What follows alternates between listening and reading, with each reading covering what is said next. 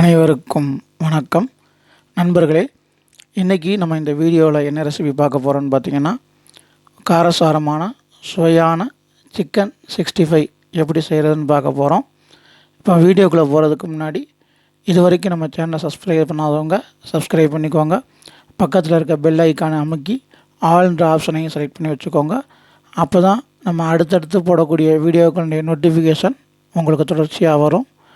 வாங்க இப்போ நம்ம வீடியோக்குள்ளே போகலாம். நண்பர்களே, இன்றைக்கி இந்த சிக்கன் 65 செய்கிறதுக்கு நான் 1/2 கிலோ சிக்கன் எடுத்திருக்கேன். அடுத்ததாக 2 ஸ்பூன் இஞ்சி பூண்டு பேஸ்ட் வர மாதிரி ஒரு விரல் அளவுக்கு இஞ்சி, ஒரு 10 வெள்ளைப்பூடு இதை எடுத்திருக்கேன். அடுத்து தனி மிளகா பொடியாக சேர்க்காமல் மிளகா மசாலா சேர்க்குறதுக்காக காய்ஞ்ச மிளகா ஒரு 15 நம்பர் எடுத்து வச்சுருக்கேன். அடுத்ததாக ஒரு எலும்புச்சம்பழம், 1/2 ஸ்பூன் மஞ்சள் பொடி எடுத்து வச்சுருக்கேன். அடுத்தது 2 ஸ்பூன் அரிசி மாவு, 2 ஸ்பூன் கோதுமை மாவு எடுத்து வச்சுருக்கேன். பொதுவாக சிக்கன் 65 செய்கிறதுக்கு அரிசி மாவோட மைதா மாவு அல்லது கார்ன்ஃப்ளவர் மாவு இதான் சேர்ப்பாங்க. இப்போ லாக்டவுன் டைமாக இருக்கிறதுனால கார்ன்ஃப்ளவர் மாவு கிடைக்கல. அதே நேரம் நான் எந்த ஒரு சமையல்லையுமே மைதா நம்ம சேர்க்கறது கிடையாது. அதனால் நம்ம மைதா எப்போவுமே வாங்குறதில்ல. ஸோ நான் கோதுமை மாவு இந்த இடத்துல நான் சேர்த்துருக்கேன். இப்போ வாங்க இந்த சிக்கன் 65 எப்படி செய்கிறதுன்னு பார்க்கலாம். இப்போ அரைச்ச இஞ்சி பூண்டு பேஸ்ட்டு, அரைச்ச மிளகா பேஸ்ட்டு ரெண்டும் ரெடி ஆயிடுச்சு. அடுத்து சிக்கனோட இஞ்சி பூண்டு பேஸ்ட்டு, மிளகா பேஸ்ட்டு, மஞ்சள் பொடி, அரிசி மாவு, கோதுமை மாவு எல்லாத்தையும் சேர்த்துக்கலாம்.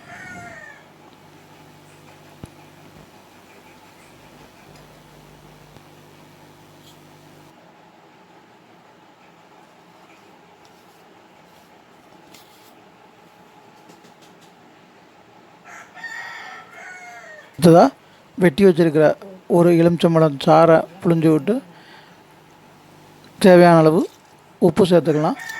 நான் ஒரு 1/2 ஸ்பூன் அளவுக்கு உப்பு சேர்த்துக்கிறேன்.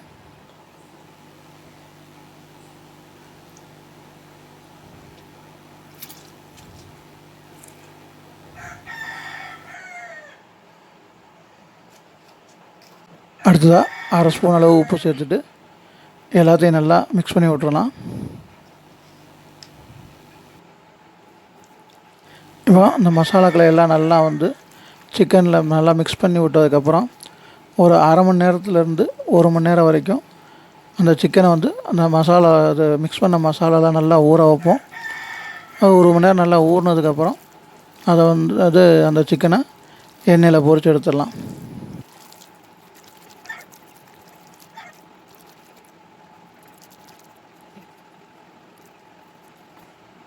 இப்போது சிக்கனை நல்லா மசாலாவில் மிக்ஸ் பண்ணியாச்சு. இந்த இது ஒரு 1 மணி நேரத்துக்கு நல்லா ஊற வைப்போம். நல்லா ஊறினதுக்கப்புறம் இதை எண்ணெயில் பொரிச்சு எடுக்கலாம். இப்போது அடுப்பு பற்ற வச்சுக்குவோம்.